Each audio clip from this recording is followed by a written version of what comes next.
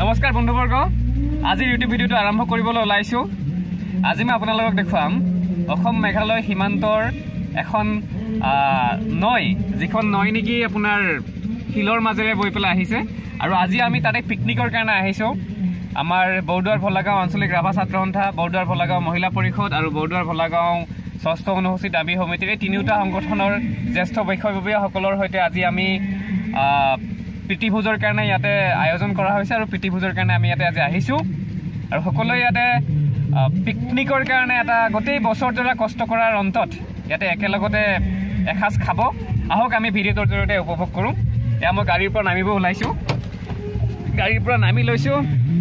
এনেকৈ দেখুৱাম আপোনালোকক এয়া গাড়ী লাইন লাগি আছে একদম পুৰা বহুতবিলাক গাড়ী আহিছে ইয়াতে আপুনি দেখিব আৰু এইফালে পিছফালে মিউজিকৰ কাৰণে আপুনি চিন্তা কৰিব নালাগে মিউজিকৰ কাৰণে যদি চাই এনে জেনেৰেটৰ লগাই পেলাই ৰখা গৈছে যাতে কোনো ধৰণৰ এইটো আপুনি দেখাই পাইছে জেনেৰেটৰ আৰু তাৰ পৰা ইলেক্ট্ৰিচিটি মানে মেইন পাৱাৰ হাউচ এয়া পাৱাৰ হাউচ এইফালে বহি আছে যি বজাব লাগে বজাই থাকিব পাৰিব যি নাচিব লাগে নাচিব পাৰিব এয়া পাৰ্টি চলি আছে আৰু এয়া আমাৰ লোকেল গাড়ী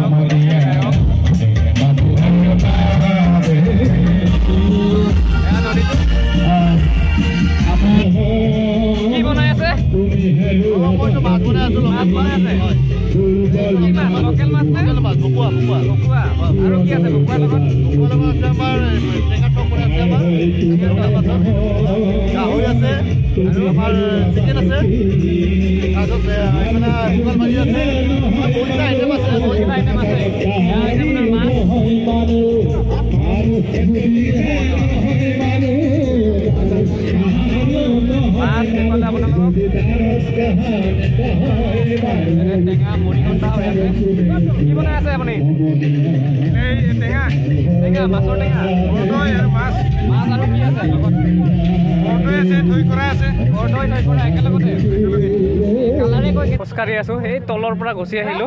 এনেকৈ দেখিলে আপুনি দেখা পাব এই তলৰ পৰা গুচি আহিছো একদম এইটো ৰাস্তাটোৰ পৰা লংলঙীয়া এটা ৰাস্তা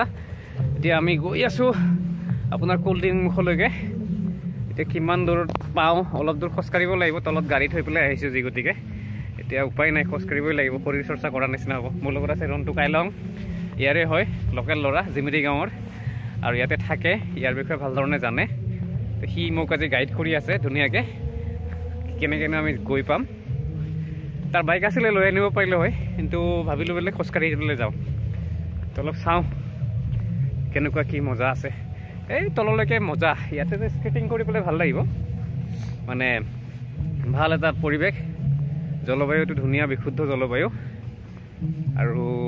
ভাল লাগিছে মুঠতে আপুনি যদি ফ্ৰেছ অক্সিজেন যদি বিচাৰে যান্ত্ৰিকতাৰ মাজৰ পৰা ওলাই আহি পেলাই যদি আপুনি বিচাৰে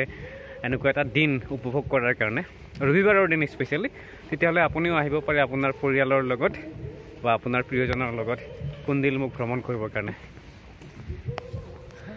আপোনাৰ ৰাস্তাটো এনেকুৱা ধৰণৰে হ'ব আপুনি যদি 4 হুইলাৰ বা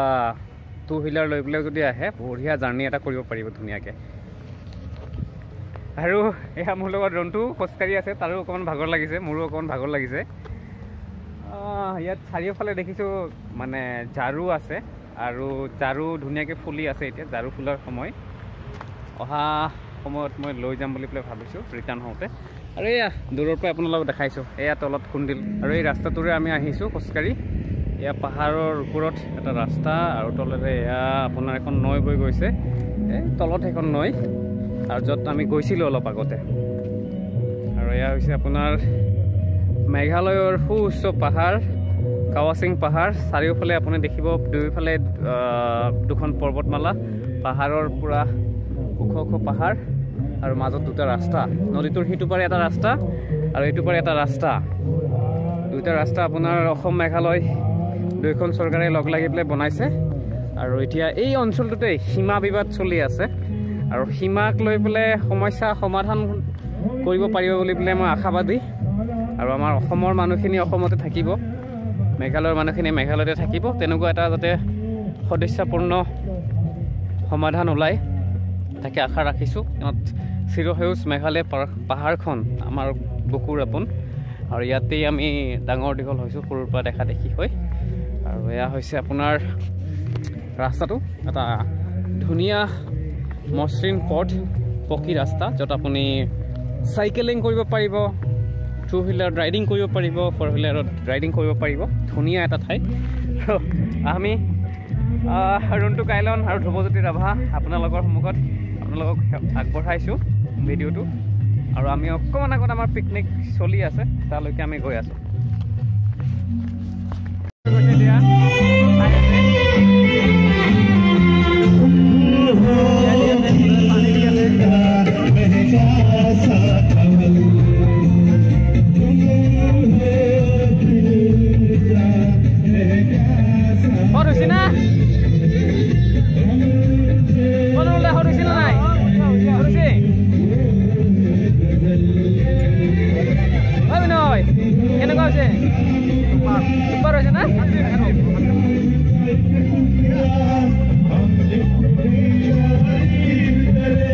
আমাৰ পাপৰ দি আছে